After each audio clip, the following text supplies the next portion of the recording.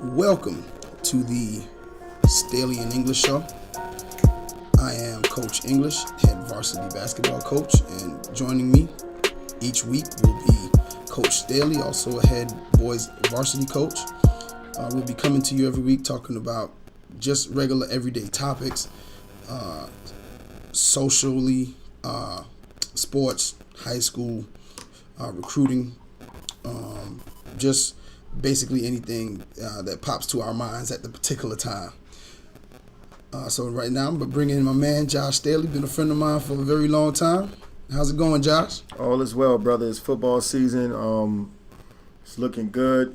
Hopefully my Redskins can win a few more games this year. I'm expecting my Florida State. Here we go with the Redskins. Yeah, it's true story. Here we go. I'm expecting my Florida State Seminoles to really to lose play tonight. No, I'm hoping we can pull it out. You know, beating Alabama and Nick Saban is a very tall task, but Jimbo Fisher is no rookie in the game. He's won some big games, won a national championship.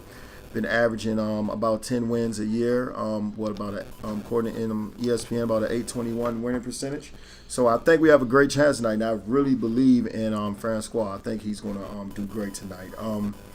But like Coach English said, man, we're going to be talking about a series of things, several things. And our first topic that we're going to get into this week is we're doing a 3-part series on the state of high school sports. We're going to cover multiple topics. Our first part is going to be on academics, the multi-sport athlete, and the AAU/travel team versus high school sports. Then our second topic, our second episode will be on proper etiquette, playing time, and transfers. Then our third, we will conclude this series and talk about program building and social media. So let's go ahead and kick this thing off. We're going to start our State of High School Sports 3-part series today with part 1. And we're going to be talking about academics, the multi-sport athlete, and AAU/travel team versus the high school sport arena. Well, Josh, when you're talking about academics, man, it's amazing to me how many parents and even the players have no clue what it takes for them to be academically eligible. Like, they think all they do to go to college is, I got to go out here, run this football, hit this baseball, shoot this basketball, put the orange ball in the orange hole, and I'll get to the next level.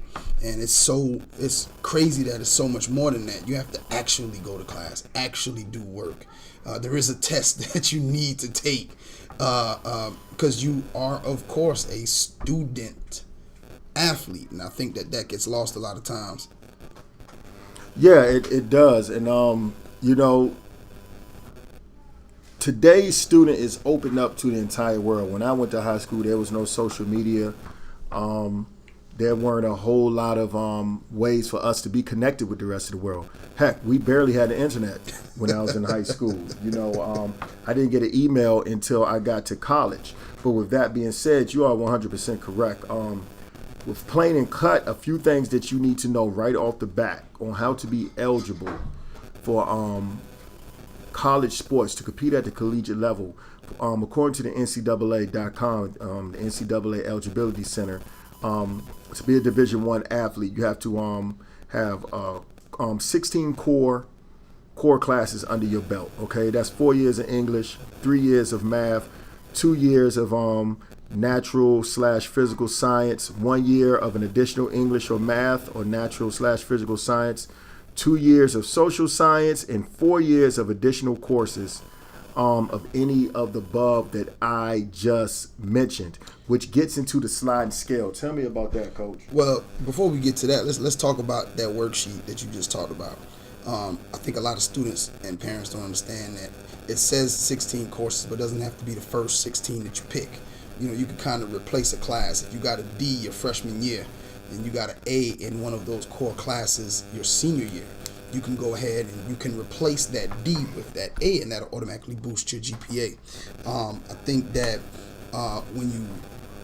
when kids are educated on that, they tend to try a little bit harder later on, and I think that's why they made it that way, so that they only taking 16 classes out of the 24 possible credits the kids they need to graduate, and they probably might have 18, 19 core classes. So you have time to get that fixed. But when you're talking about the sliding scale, your GPA determines what score you need to hit to be eligible. And that's right now for the Division I level. And that's for Division 1 level. Now Division 2 has a hard cap. It's like what's Division 2? Right now, Division 2 is looking at 820 on the SAT and some score of 68 on the ACT. But that's ultimately going to change in 2018. Where they're going to the sliding scale as well. Division 2 will be going to the sliding scale as well. But looking at Division 1, you're right, there's a sliding scale. But to piggyback on what you said about those core classes, in an ideal world, how do I qualify? Well, do very well in your classes the first time you take them. Because when you come in high school, you're going to take an English each year in high school. One your freshman year, one your sophomore year, and so on and so on. Every now and then you have that advanced kid that takes a high school credit while they're in middle school. But that's not as often. It's a little rare. But that's fine. You know, that's not to take away from the kid that does or the kid that doesn't. But pass your Englishes and your maths and your sciences and your social sciences and your social studies the first time. If you pass these classes with a credible grade the first time, when I say credible grade, personally, I would prefer you make a B or higher if you play for me. Exactly. Because now, if I'm going to play on a Division I level, the sliding scale isn't going to kill me. And then ultimately, if I'm going to play at the Division II level, I have over a 2.0, which is the minimum requirement right now to play at the Division II level. So, parents, what I would be on my kids about, and student athletes, you have to hold yourself accountable. Pass these classes the first time with a credible grade. All right, pass them. In my mind, I don't want anything less than a 3.0 coming out of high school if I can. In the state of South Carolina, the rule just changed. A 90 is an A now, and an 80 is a B. So it's really not an How excuse. easy has it just gotten? I think it's extremely easy. But you have to want to sit your butt down, take the time and study, and do what you're supposed to do. I'm gonna tell you something real quick to talk about that for a second. Will Smith had this thing on, this inspirational video he did, and he said that his father one summer broke down a wall and told him at 12 and his 9-year-old brother they had to rebuild this big wall. So Will looks at it and says, well, how are we going to rebuild this big wall? So they sit and they look and they look and they look and they think, and Dad said, y'all making it harder than it is. And so Will said, so we stopped thinking about the wall and just said, I'm going to lay this first brick. And this one brick, I'm going to lay it as perfectly and as best as I can. And then after I finish laying this brick perfectly, I'm going to go on to the next brick. And I think when kids think about grades, they looking at the wall that they have to build. That's somewhere around June 7th when that final report card comes out. And they're not thinking about laying that brick perfectly and doing each assignment, coming to study hall, taking advantage of that stuff, going to see your teachers. I think all of those things are what make a student. Yeah, you have to take one brick at a time, but and like you said, it starts with just simply warming up a seat in the classroom, getting that seat time, applying yourself, and doing what you're supposed to do. From being a high school teacher myself, I've learned if you go to class and do what you're supposed to do, that's over half the battle. That's about 70 to 80% of the battle right there. By doing your work in class, paying attention, which is ultimately going to help you do well on assessments, okay? Mm-hmm. Teachers don't even, from my experience, just from still teaching, teachers don't even bombard students with homework anymore like they used to. Because it's just homework is almost an element that doesn't exist because kids just don't do it. I could be wrong. Correct me if I'm wrong. I know there's a lot of studious kids out there at the high school level that do their work, and they do a great job. I coach them, I teach them, I interact with them on a daily basis. But in the same breath, students, if you go to class, warm that seat up and do what you're supposed to do, worst case scenario, you might walk out with a C. Yeah. Heck, if the teacher likes you enough, you might get a B minus. But you're going to pass. But where there's a stigma where kids feel they might not have to do what they have to do, which might put them in trouble with the NCAA clearinghouse. If you're trying to be an NCAA athlete. If you're trying to be a collegiate athlete, not just NCAA, you have NAIA, you have junior college. So it's multiple levels you can play, but you have to do what you're supposed to do in the classroom. You notice we haven't talked about bouncing, throwing, hitting, or catching a ball yet, because none of that matters if you don't get it done in the classroom. Well, I got a, there's a situation that I know of where, the kid, he's going to end up graduating over the summer. And as the coach went to talk to a JUCO, because the understanding is he's going to have to go to junior college. Mm-hmm. Kid can ball. He can flat out ball. And first question the coach, when the coach told the junior college coach, well, he's going to graduate. He's probably going to graduate over the summer. He says, well, what's that about? He couldn't get his work in the 4 years. Right. And it's never too late. But at the end of the day, why are you here? You know what I'm saying? Why you come to school every day? It's not to bounce the ball. For some of them, it is. Doing your work is just a choice. You choose to go out there and work hard in your sport and your passion. You choose to be great. You gotta eat your vegetables. Your schoolwork is your vegetables. That's your water. That's how you survive. But if you don't do what you're supposed to do in the classroom, ultimately you might have a high school career, but it's going to be cut short because you didn't do what you're supposed to do academically. All right. We're going to kind of close off on that. It's concerning academics. If you want to continue to learn more about that, you can email us anytime. We'll give you an email at the end of the show. And you can go to Google and just simply type in NCAA Clearinghouse, and you'll get all the information that you need from there. Our next topic is a very touchy and sensitive and sometimes aggressive topic in the high school arena, which is the multi-sport athlete. It's an element that is slowly disappearing. Let me go ahead and put out a disclaimer and tell you how I feel about the multi-sport athlete. I think it's nothing wrong with it. The reality of it is that it's going away, but I think in a sense it's needed, especially at a young age. My sons play as many sports as they can play. They play football, they play soccer, they play basketball. Heck, if they want to play baseball, they can play that. They're young. You need to work, and all of the research falls back to the better athletes played a lot of sports growing up because you work on different skill sets. I mean, let's talk about a first round draft pick, Mike Williams. Right. Was a basketball player stud, did not want to touch a football field because he was being told that he should just focus on basketball.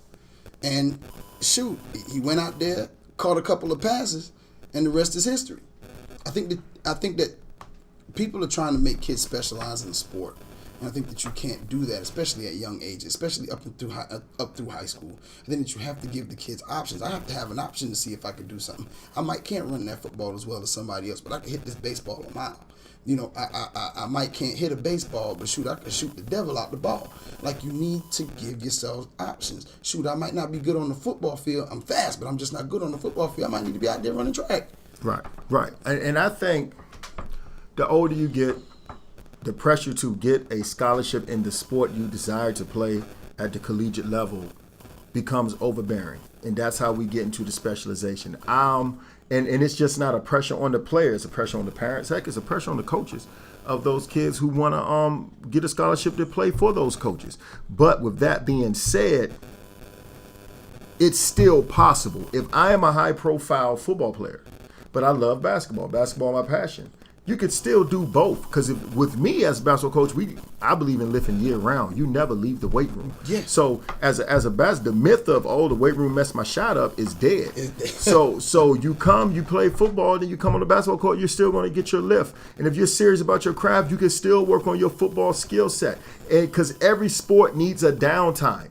It needs a downtime. If I'm a basketball player and I want to play baseball, you can still play basketball. You can go out there and play baseball. You can still find time to get in the gym and get your shots up. They don't take away from each other. Here's the only advice that I would give. If I'm a basketball player, but I want to play football, and I still want to go to the collegiate level and play basketball, your off season needs to be dedicated to the sport that you want to play in college. So you can't say, I want to be a college basketball player, but you're not. It's possible, but you still need to be on some type of productive AAU or travel team. Okay, you have to dedicate your off season to the sport you want to play in college. Yeah. Well, on the flip, to piggyback on what you're saying, as a coach, I want my kids playing year round something. Right. Because if you're playing football, I know you're not out in the street or doing no foolishness, or at least during that time I can get you. If you're not there, you're at my workouts, so I got you covered there. But after the season is up, that's when you lose a good bit of your kids. If you're a coach that does not work out year round, like yourself and I, you might lose a kid or two because now their grades are going down because they're not doing something where they have to be here after school, where they have to have their time taken up. And I think that's what you said is saving a lot of it. Like, that's why not playing multiple sports isn't as detrimental as it could have been in the past, because so many coaches do run their program year round. They work out. Like, we're working out this fall. College it's so many pressures because, like, we work out this fall, and college coaches, this is their viewing period. They can come in and watch the kids work out. Yeah. So if I want to play college basketball, I'm like, heck, I'm on the football field. The coach might not see me. So it's so many avenues in it.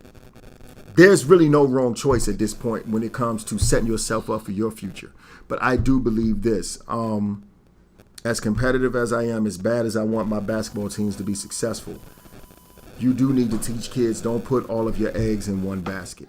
I do believe you should give yourself an opportunity to see how you do in other sports. And like, if I'm a football player and I run track might just be to supplement football, and vice versa. So you need to put yourself in position where your game constantly grows.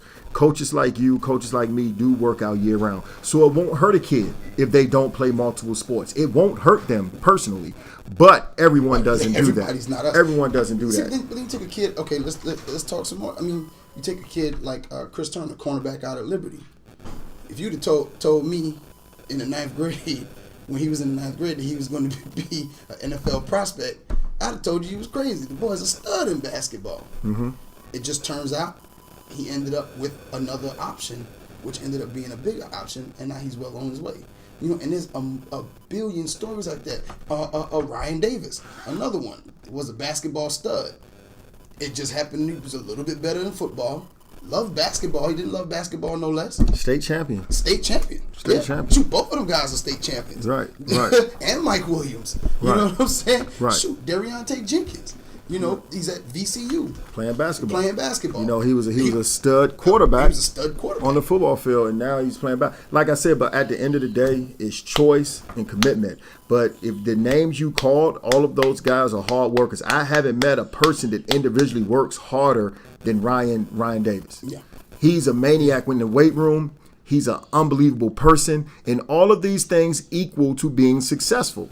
Ryan Davis, if he wanted to, which he didn't, if he wanted to, he could have been one of the best point guards in the country. Yeah. Just simply from his athleticism. But he's coached. Football is his passion. Uh-huh. You take whatever you choose, you have to work at it. You have to be passionate about it. No one is going to give it to you. So I'm not going to, only thing I don't like that coaches say that I don't agree with is when they tell a kid, well, your chances of getting a scholarship here is higher than there. That's not false. Me and my wife talk, that is false. Pardon me. Yeah. That is false. Me and my wife talk about it all the time. People that are good get scholarships. Period. You can't say, well, you're only 5'9", so you got to play football because your chances of getting a scholarship are better. No, heck, you could be 5'9" and sorry in football.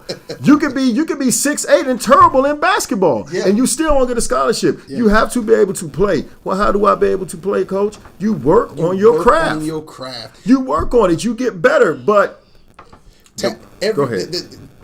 What I think kids don't understand is, there's a saying, talent, people have talent, but skill only comes from beating on your craft. You have to work at it.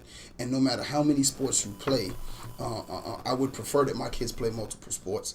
The ones that don't, I'm fine with, because I happen to have a lot of them. Everybody's not going to play multiple sports. It's just not. It's unfair to make someone feel bad if they don't play multiple sports. Like I said, some programs, I know some great high school coaches that work out year round. So, you might play football. I don't want to play basketball and baseball. That's fine. But if you're lifting and you're working on your craft year round, you're quite not stationary. Yeah. Like I say, it's a little different. I don't want to play football. I'm a great basketball player. So you're working on your craft year round, so you aren't stationary. It's a little different than it was 25, 30 years ago. Yeah. You know, guys are working out year round. You're playing on these travel teams. Some of these kids are traveling overseas playing ball. So it's different. But I think we can come to a conclusion and a consensus that playing multiple sports is still a good thing. I don't know how it ends up being a bad thing. Well, it's Well, people panic when it comes to getting scholarships. Only thing I can see, only time I say it's bad, well, not bad, but you know, you have some coaches that are in situations where, shoot, the coach of another sport is telling the kid, you don't need to go out there and play that, or you don't want to get hurt doing that. Then the risk, the risk of injury is always. You can hurt yourself available. Getting out of bed. You can hurt yourself walking on the curb. But you can't live your life in fear of injury. Like you might try football and be like, you know what, this isn't for me. That's wrong. It's nothing wrong with that. You might try basketball, but like, this isn't for me. It's nothing wrong with that. But I don't believe, as a couple, I don't believe in telling the kid not to play a sport. But I also, just as strongly, don't believe in telling the kid, well, heck, you ain't gonna get no scholarship out there. You might as well, you get scholarships when you're good. It's as simple as that. And it's point blank. But I mean, at the end of the day, I think that whether you do or you don't, it's the choice. It's a choice. The choice that you make, and with, just like anything. Which makes America great. Any choices that basically you is have why a we choice. live in America. We're going to move on to our third topic now, which is a highly sensitive topic. And a disclaimer from the two of us, these are just our opinions and thoughts, and we do not reflect the thoughts or opinions of anybody else. But it's a highly touchy subject. It's people argue day and night about it. It happens behind closed doors. It happens out in front. But it's high school versus grassroots basketball. That's travel, AAU, Adidas, whatever you want to call, whatever it is, whatever travel team that you want to call travel basketball or travel sports versus high school sports. This topic can be ended very quickly. And I can say it like this. Both elements are needed. Both elements should work together for the betterment and what's best for the child and student athlete. That's it. Both elements are very important. Now, of course, it becomes more complex than that. Why does it become more complex? Because people control the elements. And people make it more complex than what it needs to be. Because they need complexity, though. We are not going to point fingers. I don't think I love and appreciate the AAU / grassroots size because it's important. Because in no other arena are you going to be able to be evaluated and observed by large amounts of coaches in a live period. See, but then you get to it from, I know from my aspect, with my team, I'm very, very, I try to be careful and strategic about where my kids play, because my thing is, if you're on, you gotta educate your parents on shifting through the BS of some of the people that you're dealing with. I mean, that's anything. That's on the flip side. Shoot, some of the high school coaches are full of it themselves, and don't want to put in work and this, that, and the third. And then you got this AAU coach over here that's busting his butt. And I think I'm in it, you as well as I are in unique positions in that we've both coached both AAU and high school, and you get a chance to be on both sides of it. But the key in what you said just now is the high school coach and the AAU coach have to work together, because if we are not working together, it can't be me and you are working together and then when I turn around, what causes the friction? I turn around and you trying to get my kid to transfer someplace else. Well, it's a lot of things that cause the friction. Like I said, people, we make it harder than what it's supposed to be. It's a few things, and it's a checklist. I want credit. I want to be the reason why this kid made it, and I want credit for it. But why? There's another kid coming up behind him. But that has nothing to do with the price of eggs. If I want credit for this kid, I'm going to make it seem like I'm doing everything to be the reason why this kid was successful. Well, I'm not in an ego contest. I'm not in a contest to see who's the most important. At the end of the day, I only want my kids to be successful. Don't even mention me. Don't even thank me. You don't have to say that. If you made it, that's thank you enough, because that means you trusted the process and you did what you were supposed to do. Yeah. That's enough gratitude towards me. That's all I need. Like I don't have to be in pictures with my kids. Well, everyone wants a break though. And if you're in it for a break, and I think where the struggle comes, you can't have a negative mindset towards either. Like when my kids, I've worked with some tremendous travel team guys. And for the 20 during almost years I've been coaching, I've literally only had one negative situation since I've been coaching. I can one. I've only had one, because I reach out to these coaches, and if they're good enough to play within their program, Josh, come on, send them. Yeah. And I really appreciate that. They work with me. They let me know who's recruiting them. And I don't fight it. Well, we got a tournament, so they're going to miss workouts on Thursday. That's fine. We communicate. Go play. And the bulk of the time, they're playing in live events. The programs I work with, the kids don't really waste time playing in a bunch of mom and pop raise money tournaments. Raise money tournaments. They play in showcases. The coaches are there. It's a live period, and it's beautiful. But I've only had one negative situation where the person was reluctant to getting to know me. Well, ultimately, that was just simply because that person wanted credit for what was going on with the kid. Again, guess what? I still don't have no problem with that. Is the kid going to make it? Yes. But the problem comes when the elements, and I'm not talking about just travel team, because as high school coaches, things we got to get better at. I just finished coaching on the travel team circuit this past spring and summer. So I've done both. And I continue to do both.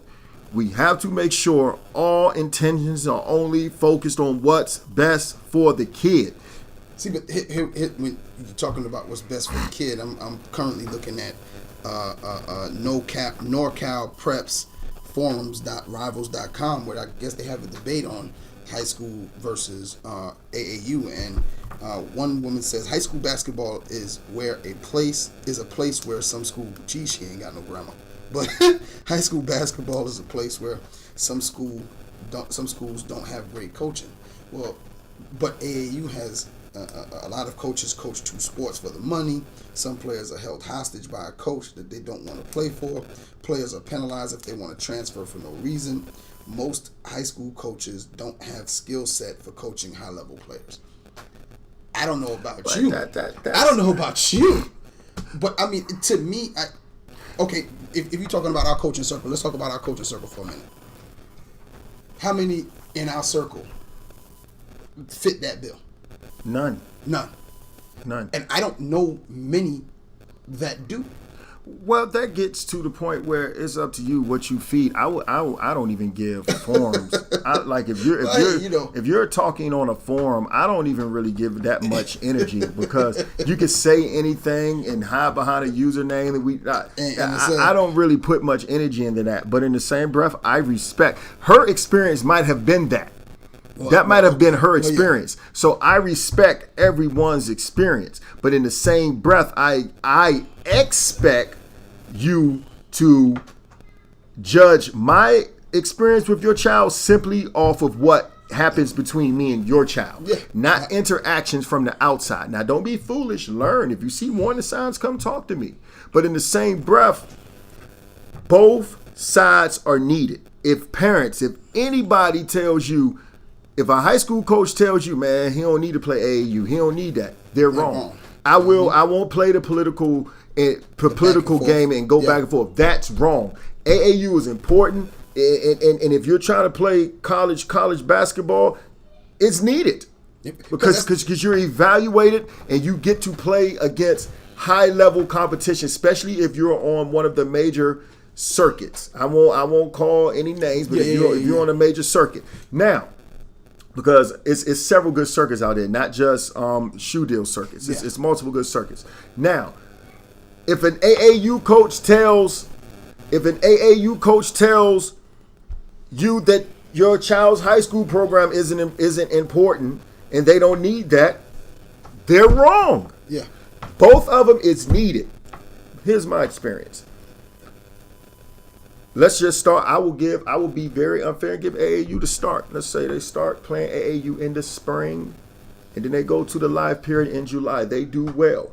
Well, guess what? Those coaches contact me. What is your workout period for the fall? They come see them work out in the fall. Then they come watch them play their games in the winter. And the circle is complete. Mm-hmm. Okay? Because now they evaluated from a circuit perspective, and they evaluated from a high school perspective within a team. Because any college coach, parents, any college coach that does not talk to the high school coach and is concerned about how your child interacts and works within an academic arena, you have to question that. You don't want. I'm gonna go as far as you don't need to question it. Your child doesn't need to be playing for them, because that obviously your child is just a basketball tool for that coach. Yeah. You don't want your child going to that, because ultimately it's way more than just bouncing the ball. The percentage of guys that make it to play professionally is very small. So majority of college athletes are going to find their professional life somewhere outside of basketball. See, the objective for all of us, well, not the objective, but the priority for all of us is to see this young man be as successful as he can possibly be. And if we are working together, that is the only way that it's going to happen. Because I went to a coaching clinic, and at the clinic they had a college coach, we won't say from what school, and there was a bunch of high school coaches in there, and it was in Charlotte, and he said, I'm gonna tell you something, if you don't like AAU coaches, start to like them. Have your kids play AAU. He said, because I'm gonna tell you what, I don't have time to come to your school to see one player, then go to another school cross country to see one player. He said, I can go down to this tournament and see 10,000 kids. Right. I can see a bunch of kids at one time. And of course, he says, and then what do they give me? They give me a book that has the information on the kid with the school. So now I turn around and I end up contacting you. And it's bigger than just me. Like even with my one negative situation I ever had with a travel team coach, I went out the way to make it positive. So now I'm right back to where I started. I have no negative situations. Mm-hmm. I went out the way. I swallowed my pride, and I made sure I had a workable professional relationship with this person, because at the end of the day, it was only about that kid. What I do in this profession only affects other people. So I can't go about thinking about myself. And I want the kid to do well. So I have no and I actually, me and that person, I don't know how you feel about me at this point, but yeah. I feel I gained way more respect for him, and hopefully the feeling is mutual, because we were able to talk to each other and work things out and do what's best for the kid. Even if like all of the negative things that come with playing travel ball, or if somebody try to talk your kid into transferring, or somebody try to talk your kid into going against what you're building, my 9 months versus your 2 months, not even 5, 2 months with your That's kid. Right, April and July. That's right. Your 2 months with your kid, I believe, should outweigh. Okay? Mm-hmm. Now, I can't get into the other crazy battles where things are illegal. I can't get into that. Yeah. Because I'm not going to lose my job, and I'm not going to have my wife and sons questioning my integrity. Yeah. But I believe. And I don't ever say, well, what are they teaching you in AAU? That's bullcrap. Yeah. Because I need you to do well in front of the coaches. So I'm going to work you. I'm going to drill you. I'm going to skill you, because I fiend for you to play well on the circuit. I'm going to do my part. You play well on the circuit. Ultimately, that's positive energy. You come back and play well at the high school. So hopefully my relationship with you weighs heavier than anybody that's coming. And 90% of the time, those players come back and tell me, hey, coach, this guy trying to get me to transfer, because our relationship is real, it's genuine, okay? And we talk like, coach, I'm not going nowhere. Does that happen all the time? No, I've lost 1, 2, maybe 3 because loyalty wasn't as big to that kid, and maybe somebody promised them something that I'm not willing to promise, and they leave. But guess what? I still love the kid, still wish those kids the best, and we move on, because relationships are what matter. Period. Yeah, and because at the end of the day, the ball is going to stop bouncing, the whistles is going to stop blowing for you, and ultimately, you have to figure out a way. You have to figure out a way to always put the other person first, and that's hard, especially when people are doing you dirty, when people are stabbing you in the back. It's hard. But life is that's life though. No matter what profession you choose, no matter what you decide to do.